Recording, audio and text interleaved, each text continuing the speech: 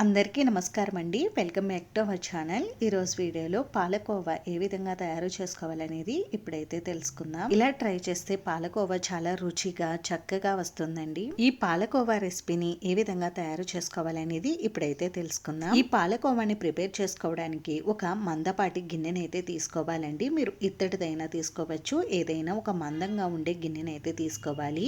ముందుగా గిన్నెని ఒకసారి అయితే వాష్ చేసుకోవాలండి. ఇలా చేసుకోవడం వలన మనకు పాలు అడుగు పట్టకుండా ఉంటాయి. ఆ తర్వాత ఫుల్ క్రీమ్ మిల్క్ అయితే తీసుకోవాలండి. అంటే గేదె పాలు కానీ ఆవు పాలు కానీ ఏవైనా ఫుల్ క్రీమ్ మిల్క్ అయితే తీసుకోవాలి. నేనైతే ఇక్కడ ఈ రెసిపీని తయారు చేసుకోవడానికి ప్యాకెట్ పాలు తీసుకుంటున్నానండి. పాలకోవాని ప్రిపేర్ చేసుకోవడానికి ప్యాకెట్ పాలు యూజ్ చేసేవారు ఫుల్ క్రీమ్ ఉన్న మిల్క్ అయితే తీసుకోండి. నేనైతే ఈ రెసిపీని ప్రిపేర్ చేసుకోవడానికి 1/2 లీటర్ ఫుల్ క్రీమ్ మిల్క్ అయితే తీసుకున్నాను. ఇప్పుడు స్టవ్ ఆన్ చేసుకుని మిల్క్ ని పాత్రలోకి వేసుకుని పాలు ఒక పొంగు వచ్చే వరకు బాయిల్ చేసుకోవాలండి. మంటని మీడియం ఫ్లేమ్ లో పెట్టుకుని బాయిల్ చేసుకోండి మిల్క్ ని. ఇలా పాలు బాగా మరిగి ఒకసారి పొంగు వచ్చిన తర్వాత మంటను మీడియం ఫ్లేమ్ లో పెట్టుకుని గరిటతో ఈ విధంగా కలుపుతూ ఉండాలండి. మనం గ్యాస్ మంటని ఎంత తక్కువలో పెట్టి పాలను మరిగించుకుంటే మనకి కోవా టెక్చర్ ఇంకా కలర్ అనేది బాగా వస్తుంది.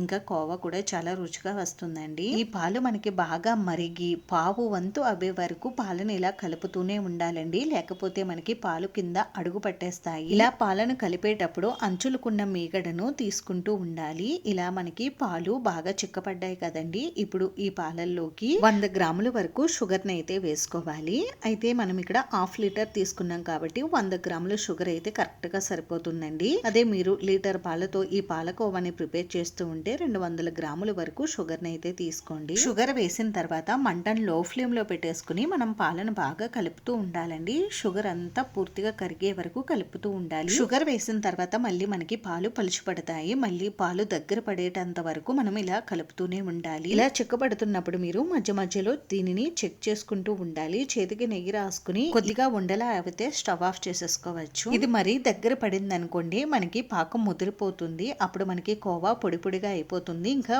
కోవా గట్టిగా కూడా ఉంటుందండి. ఇలా కొద్దిగా ఉండలా అవ్విన తర్వాత ఇప్పుడు స్టవ్ ఆఫ్ చేసేసుకుని ఇది పూర్తిగా మనకి దగ్గర పడేటంత వరకు ఈ విధంగా కలుపుతూ ఉండాలండి. ఈ విధంగా మనం ఈ కోవాని ఎంత బాగా కలిపితే మనకి అంత సాఫ్ట్ గా అయితే వస్తుందండి. ఇలా మనం కలుపుకోకుండా చేసేస్తే కోవా మనకి రవ్వలా అయితే వచ్చేస్తుందండి. అంటే స్మూత్ గా అయితే రాదు. ఇలా మనం ఈ కోవాని పూర్తిగా దగ్గర పడేటంత వరకు ఈ విధంగా కలిపితే చూడండి ఎంత స్మూత్ గా అయితే వచ్చిందో. ఇలా మనకి దగ్గర పడిన తర్వాత చేతులకి నెయ్యి అప్లై చేసుకుని మనం కోవా బిళ్ళల్ని అయితే తయారు చేసుకోవచ్చు. ప్లేట్ కూడా నెయ్యి అప్లై చేసుకుని మనం కోవా బిళ్ళల్ని ఇక్కడ వీడియోలో చూపించే విధంగా అయితే తయారు చేసుకోవాలండి. మనం ఏ సైజ్ లో అయినా ఈ కోవా బిళ్ళలను తయారు చేసుకోవచ్చు. ఇలా చిన్న చిన్న ముద్దలుగా చేసుకుని బాగా కలుపుకుని ఈ విధంగా ప్లేట్ లో పెట్టుకుని 2 వేళ్లతోటి నొక్కుంటే కోవా బిళ్ళలు రెడీ అవుతాయి. ఈ విధంగా మొత్తం కోవా మిక్స్ ని కోవా బిళ్ళల్లో అయితే చేసుకోండి. ఇలా కోవా బిళ్ళలను తయారు చేసుకున్న తర్వాత వీటిని కొద్దిసేపు పక్కన పెట్టుకోవాలండి. ఇలా చేస్తే మనకి కోవా బిళ్ళలు పూర్తిగా ఆరి మనకి నీట్ గా అయితే వస్తాయి.